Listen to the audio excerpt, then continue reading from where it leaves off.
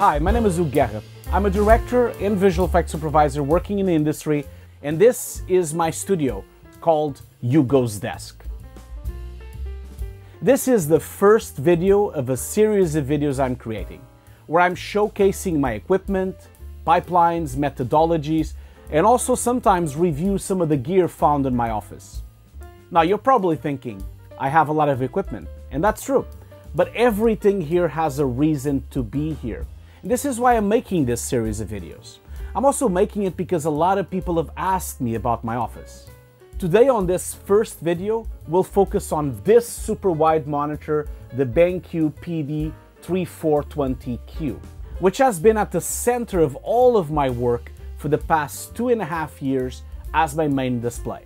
I want to share with you how I use the display in combination with the rest of my office to deliver my projects professionally. Now, full disclosure, I'm a BenQ ambassador, but as you can see in my office, I have a range of equipment from BenQ, Sony, Blackmagic, Apple, just to name a few.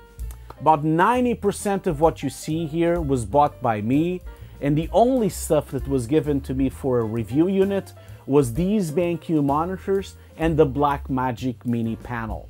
I can promise you that my videos are always honest and a professional assessment, since I'm actually using all of this for my projects. Goes without saying that maybe you need 1 or 2 things from this office, and it is still a work in progress. I keep changing it all the time. The latest photo I have is from 2014. I did start in 13, but I didn't take a photo of it. And as you can see over the years, it has changed a lot. And the changes are to accommodate the projects that I was doing at the time, because I was working remotely, and I've been working remotely since 2015. And so across the years, sometimes I was using the studio more for an editorial purpose, sometimes I was using it more for a grading purpose, sometimes I had a more simple setup with fewer monitors. It really depended wildly on what I was delivering at the time. But this is now the latest version of this studio, and I'm sure it will evolve and change many more times. I'm not suggesting that anyone should have this entire setup. This is very bespoke to my needs, but maybe by watching these videos, maybe you can have some ideas and some solutions for your needs. I've been editing videos professionally since '99. Yes, I am that old.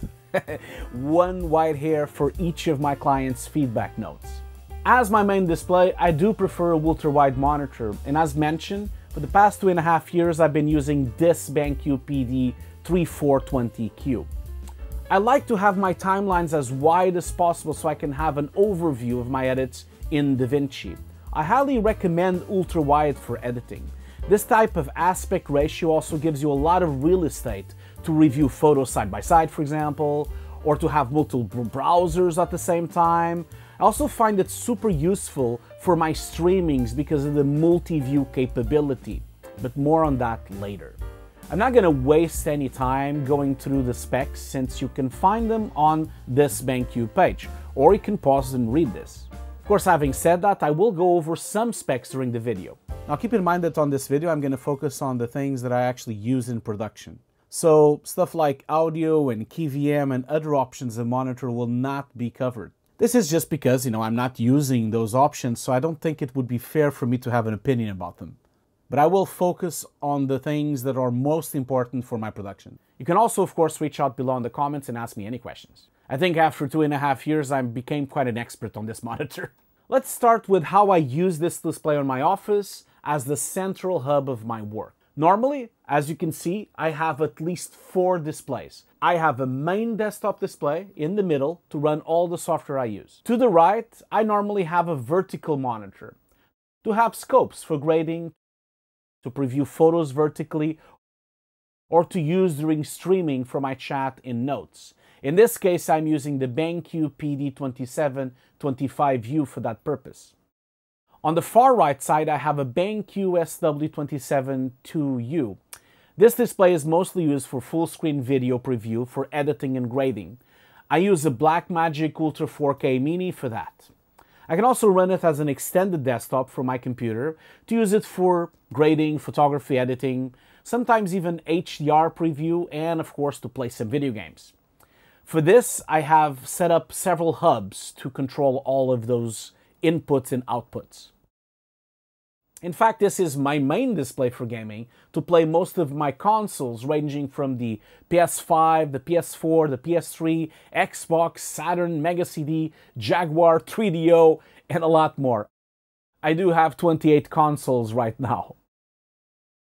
This is also my main photography display for Lightroom, since it's a photography monitor and it has hardware calibration. On the left side, I have a Blackmagic Smart View 4K display. This is mostly used as a multi-view display running the ATN Mini Pro Extreme for my streamings and podcasts. But I also use it as a second video monitor preview to give me like a lower quality version of what I'm editing and grading, since this display is only 8-bit and pretty bare bones in terms of color space, controls, or even accuracy. To run all of this, I have a Mac Pro 2019 with a dual AMD Radeon Pro 66800X Duo with 32 gigs each of VRAM. I do recommend a lot of VRAM. This is the only reason why I can run all the 3 displays in 4K 10-bit and still have enough juice on GPU power to edit and render on the fly. As you probably noticed, I have a BenQ screen bar on top of it. This is the way I've been lighting up my office in a controlled way with proper color temperature. In fact, I have 2 of these. These lights are great because they make like these curtain of lights, but more about lighting on another video of this series dedicated to ergonomics. I also got this Sony PlayStation 3D display. It's not really relevant to my work. I use it to watch TV from Sky, like Formula 1. I'm a huge fan of Formula 1.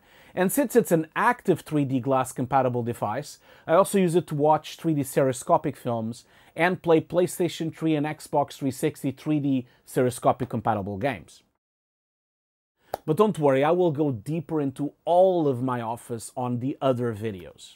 I'm basically just giving you a small preview here to give you some context, since this is the first video of the series. So stay tuned for that, and hey, maybe subscribe or ring the bell to get the notifications for the next videos. But anyway, as I said, today is all about this middle display, the BenQ PD3420Q. I use it every day with DaVinci. I edit the Visual Effects Notes podcast, I edit my classes and courses, I edit Anna's amazing cooking videos. Don't forget to subscribe to Green Recipes for All. And in fact, I've done actually a lot of productions with this monitor, including the Sniper Elite game cinematic and the Zeiss Cinecraft scenario commercial, which is on the screen right now, for which I was both the director and the visual effects supervisor for both productions.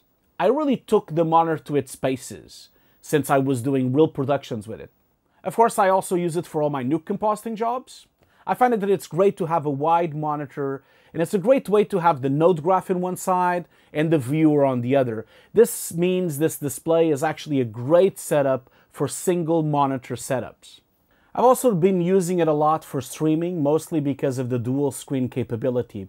I usually have my main display on 16:9 to share my screen during the streams, like if I'm doing, for example, a compositing workshop. I use 2.5K resolution downscale to HD for this. And on the other side, I have a 5:9 screen to have my chat and some notes. Almost like having a smaller vertical display there. I usually run this from my laptop using USB-C or from my Mac Pro 2013, the trash bin. This allows me to have a separate machine running the chat and all the streaming backend. It's safer this way, in case the computer crashes if I'm doing something really heavy in Nuke or DaVinci. But I'll go through more of this on my streaming video. This is done by using the DisplayPort and the USB connection. I don't really use HDMI since they are 2.0, so they have a lot of limitations compared to DisplayPort. As you all know, I'm a Mac user. I've been using a Mac since 2006, almost 20 years now. This display is completely Mac compatible. But what does that really mean? I use a Mac Pro 2019 and also a MacBook Pro laptop sometimes. What it means is that I can quick sync with the color profiles from the monitor to the laptop or to the computer. This also, of course, for the laptop provides power charging and even serves as a hub for the laptop and also the desktop if I want to. With some limitations, of course. Beware that if you use the display on USB 3.1 speeds, then you're limited to 8-bit display. If you want 10-bit like I do, then you need to reduce the USB hub speed to 2.0. This is only an issue if you are using the monitor as a USB hub for hard drives, of course, which I'm not. I only use these USB ports for the dongles. This would be both for the Wacom that I use and also for my trackball. I really recommend the trackball, by the way. It's really great ergonomics, but we'll talk about that on the ergonomics video. Especially talking about someone that has carpal tunnel syndrome. Speaking of color spaces, one of the reasons I like this monitor so much is because it has the ICC Synch option. Let me explain. Depending on the work I'm delivering, I normally work in sRGB for the web, Rexon 09 for video, Display P3 for ebook publishing, and DCI P3 for cinema delivery. The ICC Synch allows me to quickly swap color profiles on the fly. For this, I use the software BenQ provides with the display called Display Pilot 1, where I can control the entire monitor from my desktop. In fact, I use this software every day while I'm working and swapping between projects. Here's an example. I can be editing this cooking video on DaVinci for Anna's channel using Rexon 09. And if I switch to InDesign, open her book to do a few edits, for example, I can quickly switch to Display P3 using the Display Pilot menu, making it super quick to work between projects. This is just one example. I can also, for example, preview some photos with darkroom profile on Lightroom and quickly switch to sRGB to check how they would look to deliver, for example, on the web, or even switch to Display P3 to check how would they look on an iPad, for example. This is just fantastic, and I can't tell you how this changed and improved my workflow. Of course, you have more profiles. You have CAD, animation, low blue light profiles, and even an M-Book option to sync with your laptop. I don't really use a lot of these. I do use the low blue profile to rest my eyes, and all these profiles, I think, that is why I think this monitor is actually a great generalist monitor, because it can be used by a lot of types of artists. I can actually control both my PD BenQ monitors. It is a shame I can't control the SW with this software. The reason for that is because the SW has its own software because of the hardware calibration. But I do think it would have been nice if BenQ had a function where it could detect all the BenQ displays at once. I must say I'm not a huge fan of the Display Pilot 2. I'm sorry, BenQ. But I just think version 2 is way too overcomplicated for my taste. I much prefer the more professional looking big floating window to the smaller upper menu. But that's of course just my preference. And this is in fact the main reason why I use these type of more professional displays. I can at least feel I can trust the monitor to handle everything I'm creating because let's face it, it supports 100% Rexon 09, 100% sRGB, 98% P3, making it really versatile and very accurate for all the projects and deliveries I'm doing. It also supports HDR400, which is great to see, but you should not be using this monitor to preview HDR professionally. You should only be using it for gaming preview or to maybe check HDR for a video for YouTube or something. Remember, grading in HDR should be done on a proper HDR professional display with at least 1,000 or 2,000 nits. When I need a proper HDI monitor, I either go to a grading facility or I rent one of those displays. Now the display HDR400 could have been great to play games, but because it's ultra wide and it's not a standard aspect ratio, this kind of produces some problems sometimes. For example, when I'm watching full screen videos on YouTube, it's a bit of a pain because I get black bars on the sides. This is also true when I'm playing games on my consoles. This is really not BenQ's fault. Unfortunately, none of the current generation consoles, like the PlayStation 5, the Switch, or the Xbox, actually support ultra-wide, which is a shame, which means I can't use the HDR400 to my advantage. The only option is to play the games in HD, but why would I do that? The cool thing is that I have this BenQ SW272U that also supports HDR400, so I'm currently playing games there. And I realize that this is a bit of an overkill to play games on a professional hardware calibrated photography monitor, but hey, at least the game looks amazing. I'm probably playing the game on a better display than the people that actually made the game. Because sometimes I work really late into the night, I really appreciate the flicker-free and the low blue light profiles. This is great for those of us that suffer some eyesight problems. As always, the eye care functions are outstanding and it really helps my work-life balance, especially the timer. You'll be surprised how effective the timer is of making me get up out of my chair. As soon as it pops up, I usually get up, which is great. All of this has been great, especially, as you know, I have glasses and I have some discomfort since I have a little bit of an optical nerve damage in one of my eyes. By the way, talking about appreciation, I was very impressed that it includes a recycling document. This is the first for me or for any monitor I've ever owned. It's really detailed and it shows exactly how to recycle this display. I hope I don't have to use this PDF anytime soon, but how cool is that? It includes a burn-in function, which I recommend doing often to avoid any disappointment. As the name says, it supposedly avoids burn-in. Not sure if it would ever happen on these displays, but every few months I do this procedure of the burn-in option. Whenever I buy a monitor, I always check the certification, just to make sure it works for what I'm delivering. This display is factory calibrated. It even brings this really cool paper with all the calibrations and all the settings that they did at the time. This means it's supposedly already ready to use out of the box. It's been certified for SolidWorks, which I don't use, I'm sorry. It's Pantone validated, meaning the color reproduction should be on par with Pantone's high standard. This is very important for printing, and I did rely on this a lot when we were delivering Anna's latest cooking book for Amazon Publishing. But for me, the most important of all these is the Calman verification. Calman is the industry standard for grading and color management, so it's a huge stamp of approval. But because I don't trust anyone, and I am sorry, BenQ, I just don't trust anyone, I did the Calman tests myself. This was done by using a Windows laptop and an X-Rite i1 Display Pro Plus, and a lot of patience. And these were my conclusions. Now, the factory calibration report is for Display P3, a profile that I mostly use for making books or ebooks, or when I'm actually building something that would be watched on an iPad or an iPhone. The average delta was 1.1408, which is really impressive. Now, I'll be really honest right now, I didn't really got this level of delta this small, but I think it has to do with my calibration tools. Obviously, BenQ are using high-end professional calibration tools that cost up to $5,000.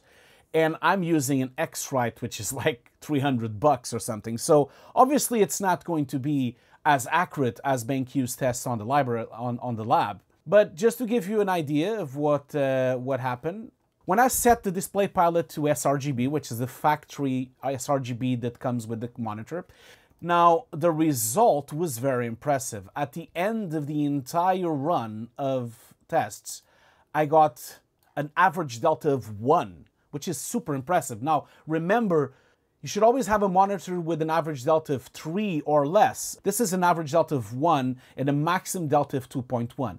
Now, the white luminance of sRGB was 1 to 0.2. Very impressive results for sRGB, which means for sRGB work, this monitor is absolutely amazing. Then I went over to test Rexam 09 to see if I would get similar results. And the results of my Calman test were also truly impressive. I got an average of 1 of delta, again, very similar to sRGB, and again, very similar with a max delta of 2.4.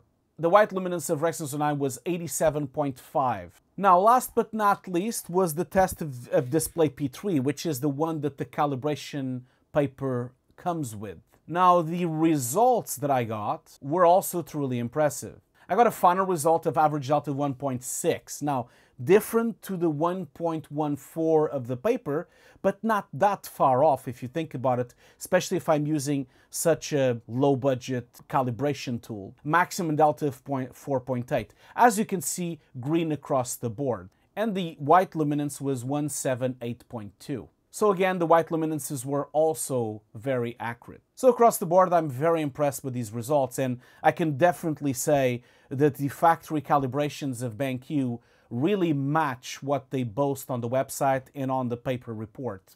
Once again, it just makes me think that this monitor has a really great price point for what it can achieve in terms of accuracy of color and luminance. Now, these latest monitors from BenQ have an uniformity option on the menus. I was quite curious, and so I decided to test them to see if they really would work really well. And I was super surprised. I mean, When you look at the results I got, I use an X-Rite to measure the several corners of the monitor, including the center. And as you can see, it's green across the board. I only got a deviation around of 1, 2, 3, and 4, 5%. Maximum actually was 5%. So this was very impressive. And I will definitely recommend everyone to use the uniformity options. As I mentioned on all my BenQ reviews, the hot puck is amazing. This is amazing to control the entire monitor. I don't even know how you can come back to using a monitor control after using this. The only way this could improve if it was with a remote like a TV, but I think I already have way too many remotes, as you can see. Now, to start wrapping up this video, here are a few things I wish this monitor can do to improve my office setup. As I mentioned before, I love to play games in HDR, but 400 nits is a bit underwhelming. I was expecting a bit more. But again, I know the price is always an issue, and this is a relatively cheap monitor for what it can do, so I guess I can understand that, but I still wish it could do more, maybe 500, 600, something. I'm not expecting it to do 1000 nits, because this is just off this price range, but again, it would have been nice. Once again, the display is not real 10-bit. I've talked about this on all my reviews. I understand this is a feature that is only available on much more expensive monitors, but I think the panel should have been true 10-bit. Now, has it made any difference for me, for my work? Well, 90% of the time, not really, no. The 8-bit FRC kind of does a remarkable job of simulating the 10-bit. But I understand that it's still better than regular 8-bit display. I don't think a lot of people know that most displays that are supposed to be 8-bit, they're actually 6-bit FRC. I just think the industry should really move on to true 8-bit and true 10-bit. This is not just a BenQ problem, I think this is an industry-wide problem. On a more positive note, this display is only I know, it's only 650 pounds, which I think it's actually a steal. It's a great price for all the features that it includes, making this monitor an excellent choice for the more generalist audience, for artists that do a lot of things, and the ones that need a lot of hats like me. Taking into account that it's 4K and supports 10-bit, HDR 400, charges your laptop, serves as a hub, I mean, it's a really good price. Anyway, this is how I use this display in my office for all my day-to-day tasks. If you're interested in buying a display like this, feel free to contact me. I'm happy to answer any questions regarding how I use it to my work. Also, if you're interested, I also have a special discount as an ambassador. So, I can share that if you want. Just contact me, don't be a stranger, contact me on social media, and I can send you the discount. I will be back with more videos in this series. I want to talk about my streaming setup, my video preview setup, my gaming setup, my photography editing setup. I want to talk about ergonomics, I want to talk about lighting, so much to talk about. I will eventually make a playlist with all these videos, so keep an eye for that. Anyway, I hope you enjoyed this video. Thank you so much for watching. I'll see you on the next video.